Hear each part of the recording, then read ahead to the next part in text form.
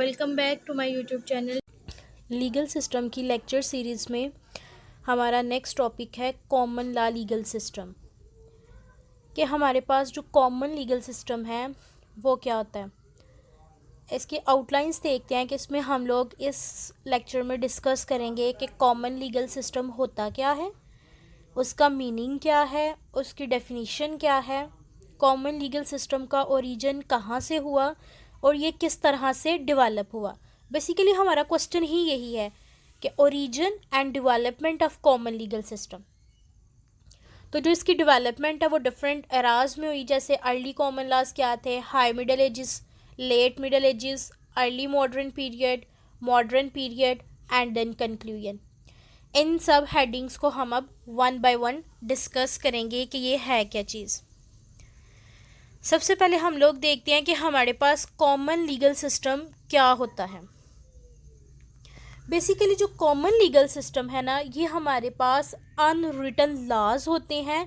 ये जो common legal system है ये जजेस के जो डिसीजन होते हैं उनको कहा जाता है। जजेस के हाई कोर्ट्स के जो डिसीजंस हैं जो लोअर कोर्ट्स के ऊपर बाइंडिंग होते हैं, that is the common law. In simple words के जो प्रेसिडेंट्स होते हैं उनको कॉमन लॉ कहा जाता है।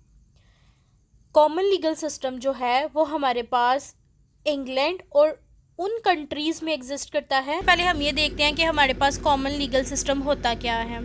कॉमन लीगल सिस्टम बेसिकली हमारे पास अनरिटन लॉज हैं जो कस्टम और प्रेसिडेंट्स पे डिपेंड करते हैं। प्रेसिडेंट्स क्या होते हैं? जजेस के डिसीजंस। जैसे कि हाई कोर्ट का जो डिसीजन होगा वो लोअर कोर्ट्स के ऊपर बाइंडिंग होगा। किसी भी केस में जज जो फैसला सुनाता है उसको हम क्या कहते हैं? प्रेसिडेंट, जो आने वाले उसी तरह के केसेस के लिए बाइंडिंग हो जाता है। अब जो कॉमन लीगल सिस्टम है वो इंग्लैंड और उन तमाम कंट्रीज़ में एग्जिस्ट करता है जो कभी इंग्लैंड की कॉलोनीज़ होती थी। अब ये जो कॉमन लीगल सिस्टम है ये रोमन लॉ और कैनन लॉ से बहुत ज़्यादा इन्फ्लुएंस है। अब रोम में भी तो ज़्यादातर कस्टम्स की बेस पे लॉ थे ना, तो इसी तरह से जो कॉमन लॉ है ना ये भी रोमन लीगल सिस्टम और कैनन लॉ से बहुत ज़्यादा इन्फ्लुएंस है। कॉमन लीगल सिस्टम जो है वो फॉलो करता है प्रिंसिपल ऑफ स्टेयर डिसाइसिस का, जिसका मतलब ये है stand with the thing as it exist, कि जो चीज़ जिस तरह है उसको उसी तरह से ही हमने फॉलो करना है। जैसे हाई कोर्ट जो डिसीजन देती है लोअर कोर्ट्स के ऊपर वो चीज़ बाइंडिंग होती है कि उसको उन्होंने as it is without any amendment और ऑब्जेक्शन फॉलो करना है। Common legal system unwritten laws होते हैं और इसमें हायरार्की ऑफ कोर्ट्स एग्जिस्ट करता है। हायरार्की ऑफ कोर्ट्स का मतलब ये है कि अपर कोर्ट्स के जो डिसीजंस होंगे वो लोअर कोर्ट्स के ऊपर बाइंडिंग होंगे। अब हम देखते हैं कि मीनिंग ऑफ कॉमन लॉ क्या है। तो मरियम वेबस्टर डिक्शनरी के मुताबिक जो कॉमन लॉ है ये इंग्लिश लॉ का एक पार्ट है जो कस्टम और प्रेसिडेंट से डिराइव किया गया है रादर देन स्टैट्यूट्स। डेफिनेशन की तरफ मूव करते हैं तो अकॉर्डिंग टू जॉन ऑस्टन ये कहते हैं कि जो कॉमन लीगल सिस्टम है ये बेसिकली हमारे पास प्रिंसिपल और रूल्स हैं जो गवर्नमेंट को रेगुलेट करते हैं और पर्सन की प्रॉपर्टी को सिक्योरिटी देते हैं। किसके ज़रिए? कस्टम की बेस के ऊपर। या फिर इसकी हमें वैलिडेशन का कहाँ से पता चलता है? इसके यूजेस से, कि जो लॉ ज़्यादा फॉलो होगा, ज़्यादा लोग उसके ऊपर रजामंद होंगे, वो लॉ वैलिड होगा। जो कस्टम ज़्यादा फॉलो किया जाएगा उसकी बेस पे जो लॉ बनाया जाएगा वो ज़्यादा वैलिड होगा।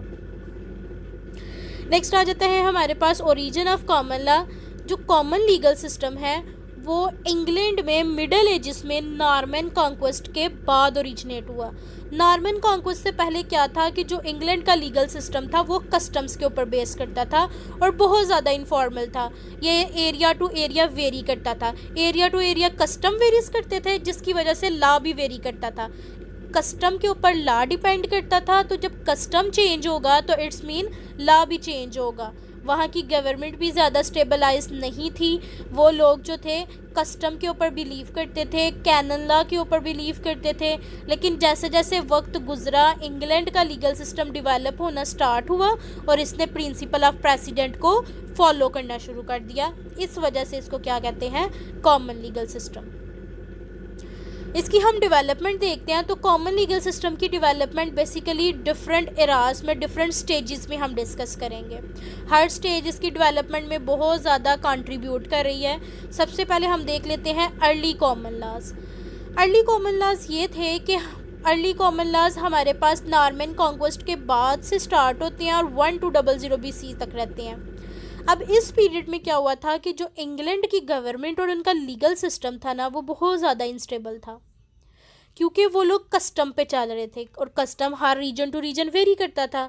इंग्लैंड में ज़्यादातर एंग्लो सैक्सन्स जो वहाँ के इनहैबिटेंट थे उनका कस्टम फॉलो किया जाता था। जो अर्ली कॉमन लॉज हैं उनको हम करेक्टराइज करते हैं रिट सिस्टम से, कि एंग्लो सैक्सन्स के बाद वहाँ पे रिट सिस्टम आया। अब रिट क्या होती है? जैसे किंग के पास जब कोई केस आता है तो किंग उसका फैसला एक पेज के ऊपर लिख के देता है कि इस केस को इस तरह से हैंडल किया जाए, उसको कहते हैं रिट, उस डॉक्यूमेंट को कहते हैं रिट। फिर क्या हुआ कि इस एरा में बनाई गई किंग्स कोर्ट। अब किंग्स कोर्ट किन के लिए थी? वो थी नोबेल के लिए। अब नोबेल कौन थे? जैसे कि इंग्लैंड में कॉलोनीज थी, हर कॉलोनी का एक सरबरा होता था, जो सरबरा था उसको नोबेल कहा जाता है। कि जब भी कॉलोनी का आपस किसी भी कॉलोनी का एक दूसरी कॉलोनीज के साथ कोई डिस्प्यूट अराइज हो जाता है तो वो जो थे लोग नोबेल जो थे वो किंग्स कोर्ट में जाके अपने डिस्प्यूट को सॉल्व करवाते थे। फिर आ जाता है high middle age period. High middle age period में कॉमन लीगल सिस्टम जो है वो और ज़्यादा डिवेलप हुआ। जो पहले किंग्स कोर्ट बनाई गई थी जो सिर्फ नोबल्स के लिए थी, उसको आम लोगों के लिए भी खोल दिया गया कि जो लोकल पीपल हैं वो भी यहाँ पर आके अपने डिस्प्यूट्स को सॉल्व करवा सकते हैं। जजेस को अपॉइंट किया गया। इसके अलावा इस पीरियड का सबसे ज़्यादा इम्पोर्टेंट काम ये था कि इस एरा में जजेस को डिफरेंट एरियाज़ में भेजा जाता था कि वो वहाँ पे जाएं, उन वहाँ के लोगों के केसेस को सुने और उनके कस्टम के मुताबिक उनके केसेस को हल करें। फिर क्या होता था? साल के एंड पे वो सारे जो जजेस थे वो लंदन में इकट्ठे होते थे। वहाँ पे डिस्कशन करते थे कि किस एरिया में कौन सा कस्टम है और किस तरह से वहाँ पे जाके फैसले सुनाने हैं। ड्यूरिंग डिस्कशन उनको ख्याल आया कि क्यों ना हम एक कॉमन लीगल सिस्टम बनाते हैं जो पूरे इंग्लैंड के ऊपर लागू होगा। उन लोगों ने क्या किया कि जो कस्टम सबसे ज़्यादा उनको बेनिफिशियल, सबसे ज़्यादा बेहतर लगा, उस कस्टम को उन लोगों ने एक लॉ की शेप दे दी, जहाँ से वो सारे इंग्लैंड के ऊपर वही वाला लॉ फॉलो होना शुरू हो गया और इसको कहा जाने लगा कि ये कॉमन लॉ है। फिर क्या हुआ कि इस एरा में सबसे ज़्यादा इम्पोर्टेंट काम ये हुआ कि जूरी सिस्टम बनाया गया। अब जूरी क्या थी कि सिटीजन्स को भी मौका दिया जाता था कि वो कोर्ट की प्रोसीडिंग को सुने और फिर अपनी राय दें कि इस केस के बारे में उनका क्या ख्याल है। उसके बाद आ जाता है लेट मिडिल एज पीरियड। अब लेट मिडिल एज पीरियड में क्या होता है? कॉमन लॉ जो है वो फर्दर डिवेलप होना शुरू हो जाता है। ऊपर हम लोगों ने टू एराज में पढ़ा कि ऊपर हमने जो एरा में पढ़ा कि यहाँ पे बनाई गई थी किंग्स कोड। किंग्स कोड बनाई गई जो कि सिर्फ नोबेल के लिए थी। उसके अगले एरा में हमने पढ़ा कि वो जो किंग्स कोड थी उसको कॉमन पीपल्स के लिए भी खोल दिया गया। अब इस एरा में क्या हुआ कि जो किंग्स कोर्ट के अलावा कोर्ट ऑफ इक्विटी बनाया गया। अब कोर्ट ऑफ इक्विटी ये थी कि अगर किसी पर्सन को ये फील होता था कि किंग्स कोर्ट में इनके केस का फ़ैसला इनकी ख्वाहिशात के मुताबिक नहीं किया गया तो वो बादशाह को एक ख़त लिखते थे जिसमें कंप्लेन करते थे। फिर जो बादशाह था वो अपने चांसलर को कहता था कि इस बंदे का जो केस है वो कोर्ट ऑफ इक्विटी में सुना जाए। कोर्ट ऑफ इक्विटी में जो चांसलर होता था या जो वहाँ का जज होता था वो उसको on the base of natural justice सुनता था, मतलब अपनी सेंस के मुताबिक उस केस का फैसला देता था। लीगल प्लीडिंग का कॉन्सेप्ट आया था। इसके अलावा लॉयर्स को ये बताया गया था कि ड्यूरिंग प्रेजेंटिंग देयर केस के उन लोगों को कौन कौन से रूल्स फॉलो करने हैं और कौन कौन सा ड्रेस कोड वगैरह या जो चीज़ें भी हैं उनको क्या चीज़ फॉलो करनी है। फिर उसके बाद आ गया अर्ली मॉडर्न पीरियड। अब अर्ली मॉडर्न पीरियड में कॉमन लीगल सिस्टम अपनी पीक पे था। पीक पे किस तरह था? जैसे सबसे पहले हमारे पास किंग्स कोर्ट बनी। किंग्स कोर्ट सिर्फ नोबेल्स के लिए थी। उसके बाद उससे अगले पीरियड में हमारे पास क्या हुआ? जो किंग्स कोर्ट थी उसको लोगों के लिए भी खोल दिया गया था। इसके अलावा उस रिट्स बनाई गई थी। रिट्स के अलावा वहाँ पे जूरी सिस्टम को इंट्रोड्यूस भी करवा दिया गया था। जूरी सिस्टम को इंट्रोड्यूस करवाने के बाद कोर्ट ऑफ इक्विटी भी बना दी गई थी। इन शॉर्ट के जो लीगल सिस्टम था इंग्लैंड का कॉमन लीगल सिस्टम वो अपनी पीक के ऊपर था। जजेस जो थे उन लोगों ने केस के डिसीजन के ऊपर रिलाई करना शुरू कर दिया था। हाई कोर्ट या अपर कोर्ट्स जो फैसला सुनाती थी वो बाइंडिंग हो जाता था, वो प्रेसिडेंट बन जाता था, और जो लोअर कोर्ट्स थी वो उन डिसीजन के ऊपर रिलाई करना स्टार्ट हो गई थी। अब जो अर्ली मॉडर्न पीरियड था ना, इस ज़माने में हमारे पास स्टैचूज लॉज भी आना स्टार्ट हो गए थे। जैसे जैसे स्टैचूज लॉ आए, कॉमन लीगल सिस्टम का डिक्लाइन, ऐसा लग रहा था कि ये डिक्लाइन हो जाएगा, लेकिन कॉमन लीगल सिस्टम इस तरह से डेवलप हुआ कि इसने मॉडर्न चैलेंजेस को भी अपने अंदर मर्ज करना स्टार्ट कर दिया, मॉडर्न चैलेंजेस के मुताबिक अपने आप को ढाल लिया। नेक्स्ट आ जाता है मॉडर्न पीरियड। अब मॉडर्न पीरियड जो है वो 20th सेंचुरी से स्टार्ट होता है। इस पीरियड में क्या हुआ था, जो कोर्ट ऑफ इक्विटी था उसको कॉमन लॉ कोर्ट्स में मर्ज कर दिया गया था।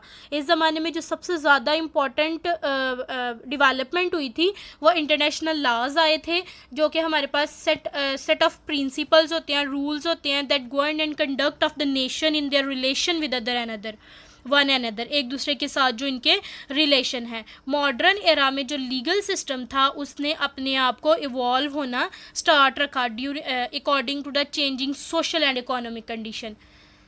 तो इस तरह से ये हमारे पास डेवलपमेंट थी कॉमन लीगल सिस्टम की, जिसको हमने डिफरेंट एराज में डिस्कस किया था। इसमें हमने देखा कि अर्ली कॉमन लॉ में हमारे पास जो सबसे पहले क्या था, वो बेस करते थे अपने कस्टम्स के ऊपर। कस्टम के बाद वहाँ पे आई रिट्स के बाद वहाँ पे बनाई गई किंग्स कोर्ट।